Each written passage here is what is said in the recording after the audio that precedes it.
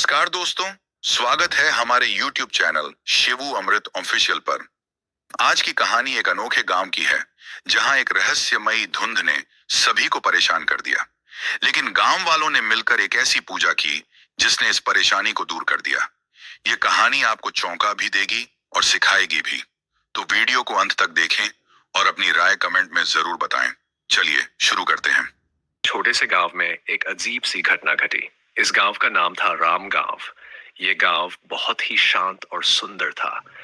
लेकिन एक दिन इस गांव में एक अजीब सी घटना घटी। इस गांव में एक पुराना मंदिर था जो बहुत ही पवित्र माना जाता था। इस मंदिर में एक पुराना पुजारी रहता था जो बहुत ही धार्मिक और नेक था। लेकिन एक दिन इस पुजारी ने एक अजीब सी बात कही। उसने कहा कि इस गांव में एक सांप है जो बहुत ही खतरनाक है। उसने कहा कि यह सांप इस गांव को नष्ट कर देगा। गांव के लोगों ने इस पुजारी की बात को नहीं माना। उन्होंने सोचा कि यह पुजारी पागल हो गया है।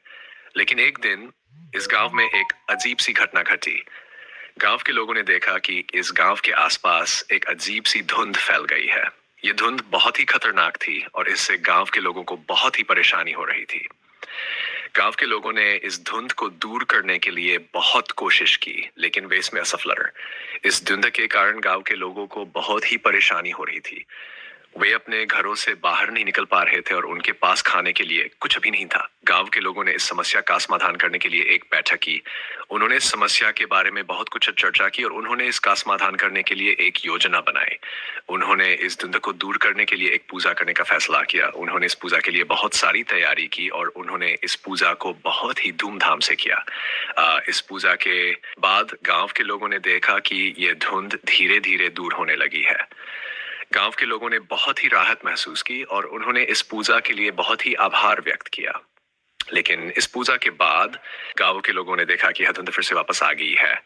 गांव के लोगों ने बहुत ही परेशानी महसूस की और उन्होंने इस समस्या का समाधान करने के लिए बहुत कोशिश की। उन्होंने इस समस्या के बारे में बहुत कुछ चर्चा की और उन्होंने इसका समाधान करने के लिए एक योजना बनाई। उन्होंने इस धुंध को दूर करने के लिए एक और पूजा करने का फैसला किया। उन्होंने इस पूजा के लिए बहुत सारी तैयारी की। उन्होंने इस पूजा को बहुत ही धूमधाम से किया। इस पूजा के बाद गांव के लोगों ने देखा कि ये धुंध फिर से दूर होने लगी है। गांव के लोगों ने बहुत ही राहत महसूस किया।